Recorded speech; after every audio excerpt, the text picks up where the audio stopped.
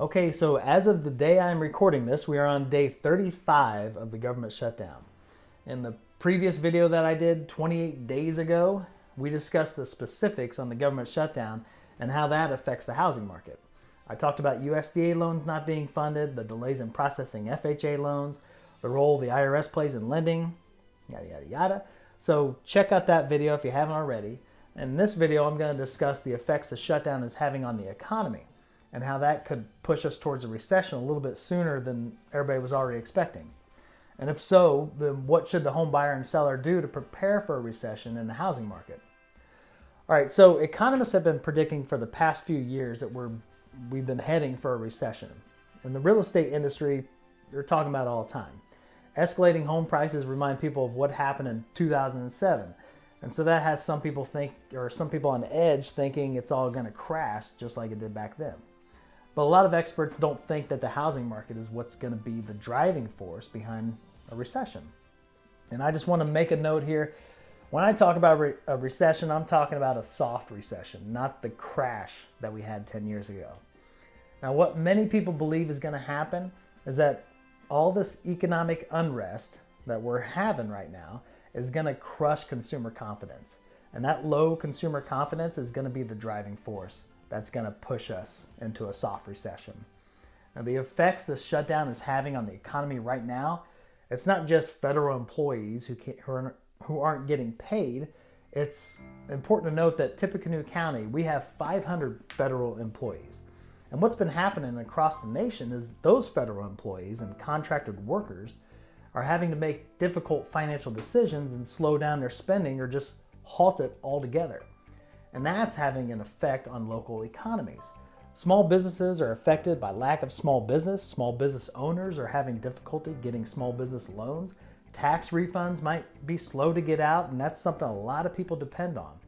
The stock market is being affected, and there's just general economic unrest. So the lack in confidence in the economy is probably going to be the most lasting result of this shutdown. So what does this have to do with the housing market? Well, everything basically. When people have less confidence in the future of their own finances, then they're going to have less confidence in making big financial decisions. And purchasing a home or selling a home is pretty much the biggest financial decision most Americans have to make. So what was a forecasted recession could now be a forced recession due to the lack of confidence in our economy. Now, what does this mean for those who are currently in the market to buy or sell? Well, it's not all bad news. If the timing is right and you're ready to buy, then don't wait. All right, there has been a slight uptick in sales due to the stalled rate hikes. But just know that there are no guarantees with what could happen in the future. No one can predict exactly what changes are going to happen in the economy.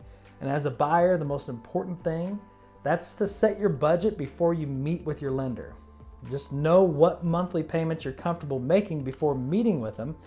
And because it's common practice for people to max out their purchase price and pay the least amount for a down payment. So when it comes to a down payment, make a down payment, the biggest one that you can, so that you have some equity in your property.